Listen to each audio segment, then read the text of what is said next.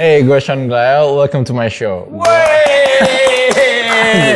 Cheers dulu dong, Gila. Sean Glael, Gila. gokil! Itu bukan inbox ya? Panas. Iya bro, gue tahu. Gokil, keren. Ini dia nih. Gue intro yang kelar ini. Gak apa-apa. Lanjut aja, Sean, Siap. lanjut. Jadi gue akan undang public figure seperti Raffi Ahmad untuk berceritakan sebenarnya bagaimana proses dia bisa sampai di arah di saat ini gitu loh. Yalah, perjalanan gue gitu-gitu doang, kan, bos.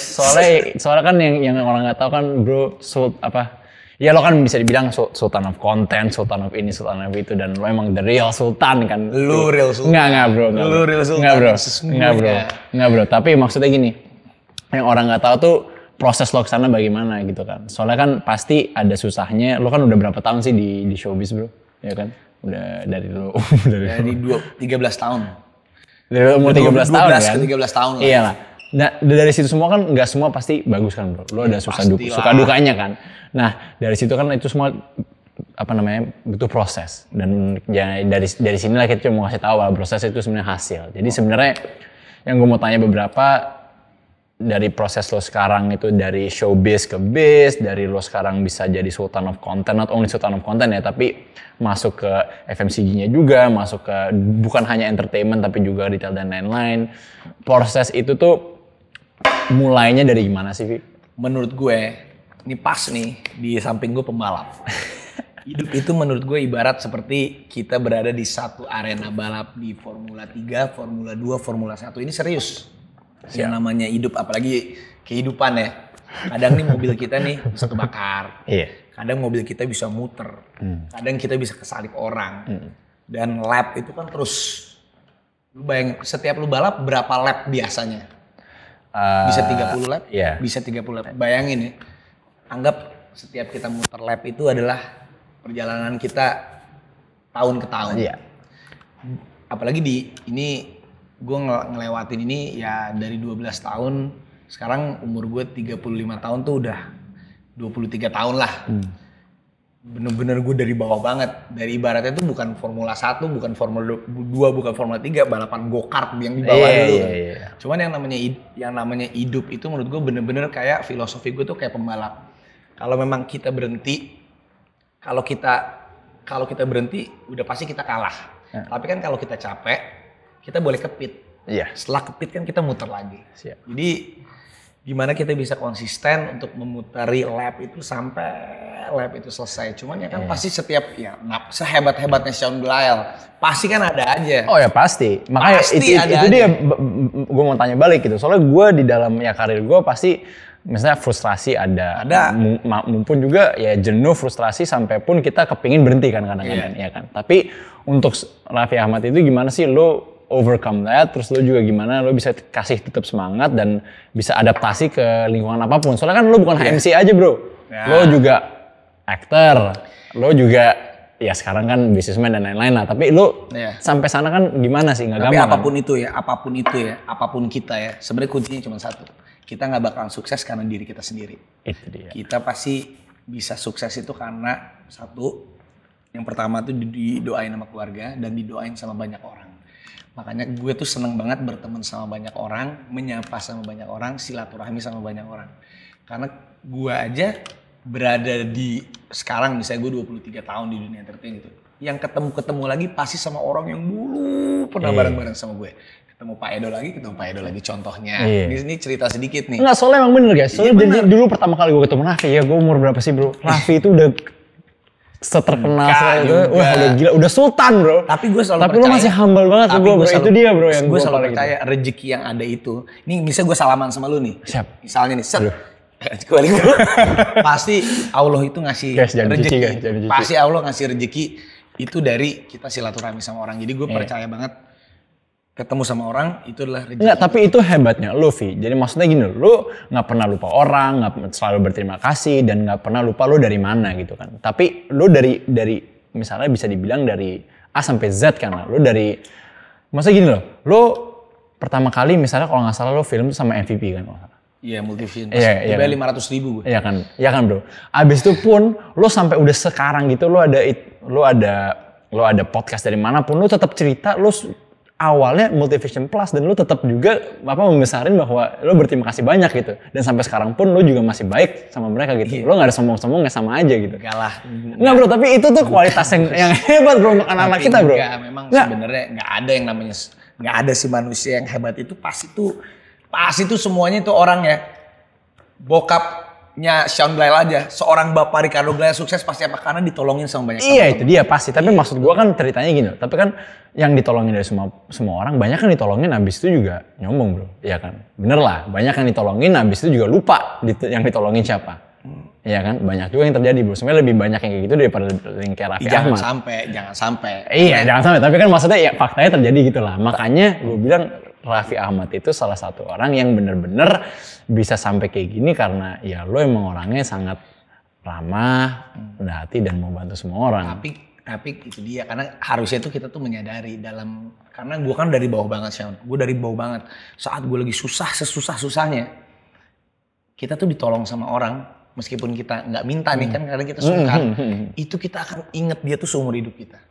Jadi itu yang selalu gue inget, jadi karena gue pernah dari bawah banget gitu, saat gue lagi susah, saat bener-bener keadaan ini, ditolong sama orang, mau nolongnya dalam bentuk apapun itu, pasti akan kita inget terus. Iya. Jadi saat kita bisa menolong, kita harus bisa menolong orang itu, kita gak pernah tahu, misalnya, ya kayak gue sama Sean beda berapa tahun, beda 10 tahun, kita gak pernah tahu. Orang sekarang tuh mau yang lebih muda, mau yang lebih tua, kita nggak pernah tahu. Hidup itu bener-bener dinamikanya gila. Tiba-tiba lu jadi presiden, siap. Raffi Ahmad atau jadi apa? Kita kan nggak pernah tahu. Jadi intinya ya udah tulus aja sama orang. Intinya tulus aja sama orang. Kita nolong juga nggak perlu karena kita minta sesuatu balik gitu. Jadi kesimpulan dari ini semua lah, Vi. Kalau bilang 3 karakter atau 3 untuk penonton-penonton lah yang ingin jadi Raffi Ahmad atau ingin bisa jadi atau kejar mimpinya lah bisa dibilang, ya kan? Kalau lo itu bilang apa? Yang paling pertama ya kita harus paling penting itu adalah down to earth kayak Sean. Tapi beneran loh, ini gue serius ya. Bro, ini show-nya lo bro. Tapi ini gue serius. Tapi lu juga mencontoh. Serius ini gue ngomong, ini gue serius dari lu bukan terdalam ya, bukan karena gue teman lu, bukan karena gue partner lu, maksudnya ada itu juga. Ya beneran, ini gue serius nih. Salah satu sosok ya gue kan dulu waktu kita beda angkatan nih, tapi kan gue ngedenger nama besar bokap lu dulu balap tuh salah satu. Ya siapa sih yang nggak tahu Kentucky Fried Chicken yang masukin ke sini dan punya ratusan toko ya bokap lo. Terus ketemu lu ya kayak biasa aja gitu, kayak gue bilang oh ini anaknya Ricardo Glael ya biasa banget. Maksudnya memang ya kayak gitu kan, ada anak ya bokap lu kan siapa yang nggak kenal lah, salah satu tokoh kuat juga di Indonesia. Ketemu lu pertama kali kayak oh ini Sean Glael, maksudnya oh biasa banget, tapi emang yang maksud gue memang yang seperti itu. Lu tuh automatically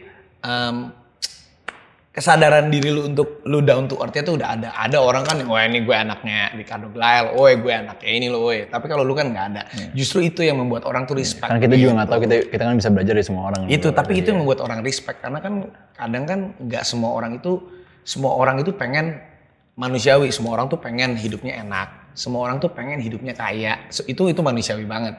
Tapi kan saat kita ketemu nih sama orang kaya dan dia ngerasa orang kaya kan kita ih kok orang kaya begitu ya. Tapi bayangin ya kalau misalnya kita ketemu sama orang kaya banget dan dia tuh down to earth dan dia tuh respect dan dia tuh ngayomin kita, itu kan akan jadi motivasi buat itu kita. Pas gue ketemu Raffi Ahmad guys, ya gitu. Gila, gue kalau misalnya suatu hari gue pengen sukses nih kayak dia, gue pengen banget nih kayak Pak Ricardo Glael, ya kayak bokap lu, kurang baik apa bokap lu. Jadi kan itu yang selalu, sebenarnya kan kita juga, orang itu gak semerta-merta karena kaya, kita bisa ngasih duit, gak begitu. Tapi kan dengan kita perhatian sama orang aja nih, hal kecil aja nih, lu misalnya deh ketemu sama orang, terus 2 tahun kemudian lu masih nginget namanya aja, itu senangnya luar biasa.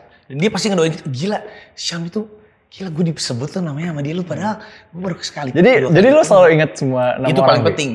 Nama orang itu paling penting. Kenapa nama itu paling penting? Karena nama itu adalah doa bro. Itu doa dari orang tuanya dia.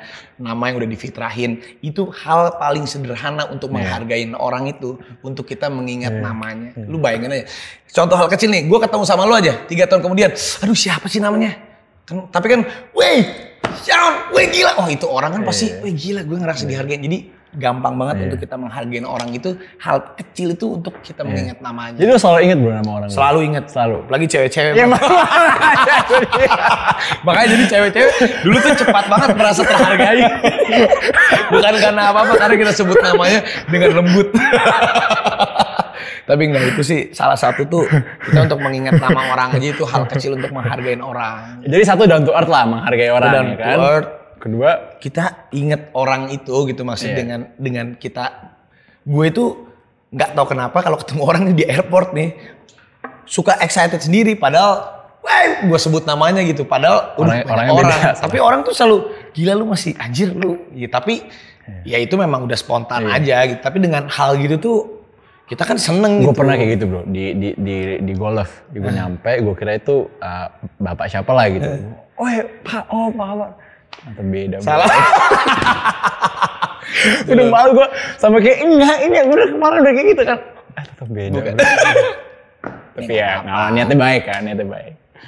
Ini down to earth, inget nama orang. Udah sama kita harus selalu yang kita ingat kebaikannya orang itu. Jangan udahlah yang jeleknya justru nggak usah kita ingat. Karena lu bayangin aja kita ngelakuin 10.000 sejuta kebaikan ya. Kadang orang lupa satu kejelekan kita aja itu yang diingat. Itu dulu. Itu Indonesia lah bro. Enggak, tapi itu dunia lah bro. Tapi itu ya dunia, kan? cuman ya itu makanya kita mencoba untuk kalau kita sama orang, kita nggak usah ingat jeleknya dia, udah ingat baiknya dia. Iya, aja. itu dia. Karena kita juga kalau diingat terus sama orang kita jelek-jeleknya juga kan kita juga mana bisa kita bisa dapat berkahnya. Enggak, tapi balik lagi.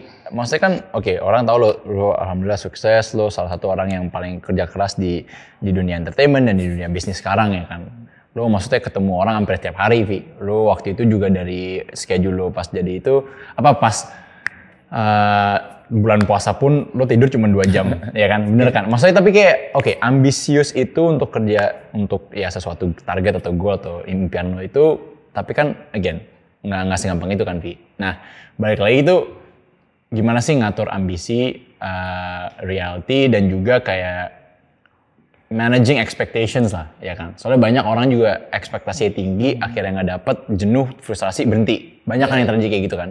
Atau nggak dapet keinginannya, atau ya again, kerja keras itu kan nggak sesimpel itu. Dan kita juga tahu ngomong itu gampang untuk kita apresiasi orang atau kita ini, tapi kan pasti kadang-kadang yang sebenarnya paling susah adalah ngelawan diri kita sendiri kan. Gimana sih kita bisa sampai ke sana gitu sebenarnya kan. Ya mental health, mental whatever lah, but faktanya terjadi kan.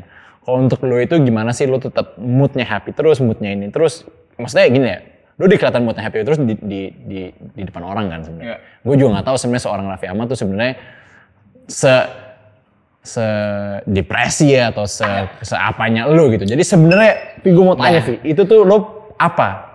Lo bisa gimana? Ini kembali lagi Nagita Slavina, bener bukan kan? Nagita Slavina. Sebenarnya kembali lagi ke kita tahu pekerjaan kita apa. Contohnya, misalnya gue sebagai entertainer ataupun sebutannya pemain sinetron, host ataupun sebutannya gue MC. Itu sebenarnya gue adalah melayani masyarakat. Sebenarnya gue adalah penghibur masyarakat.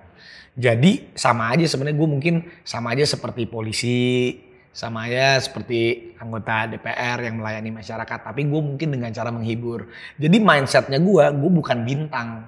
Nggak boleh gue tuh berpikir kalau gue adalah bintang yang gue harus dilayani, gue harus diiniin, nggak bisa. Loh, gue ini dibayar, ibaratnya gue dibayar sama orang, dikasih kepercayaan sama orang yang untuk menghibur orang.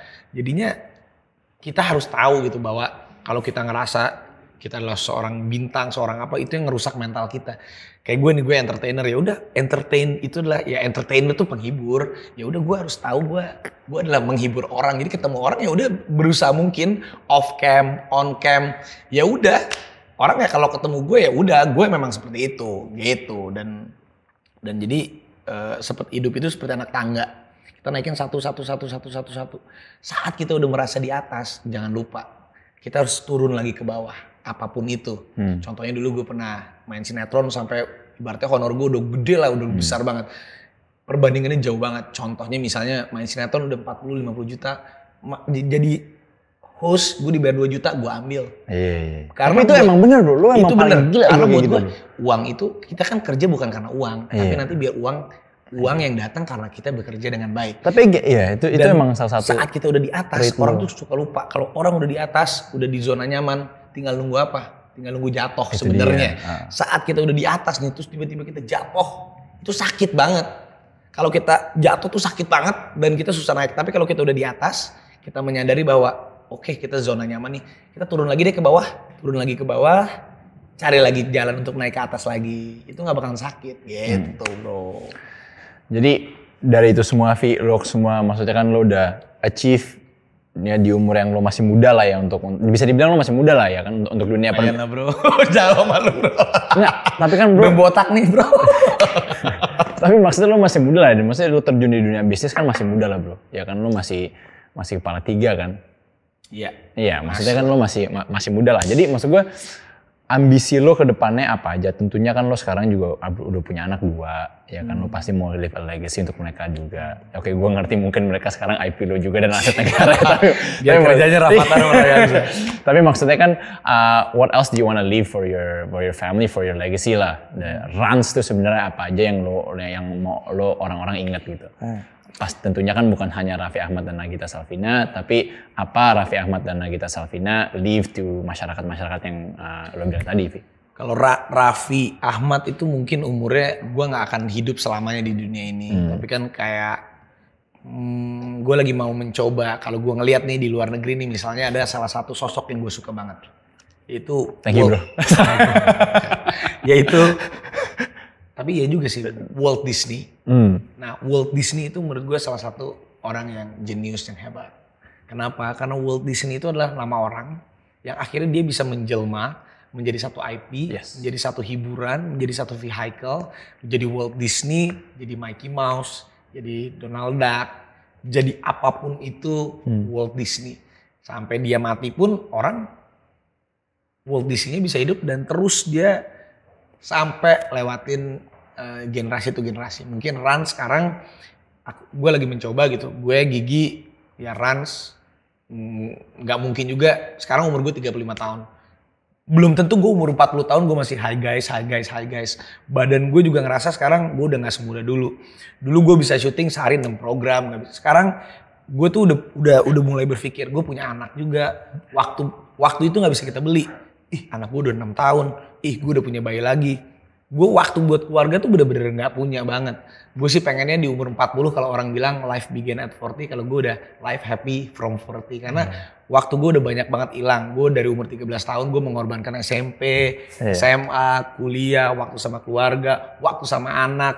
Mungkin salah satu juga yang bisa ngerasain itu, yang kasihan itu adalah istri gue.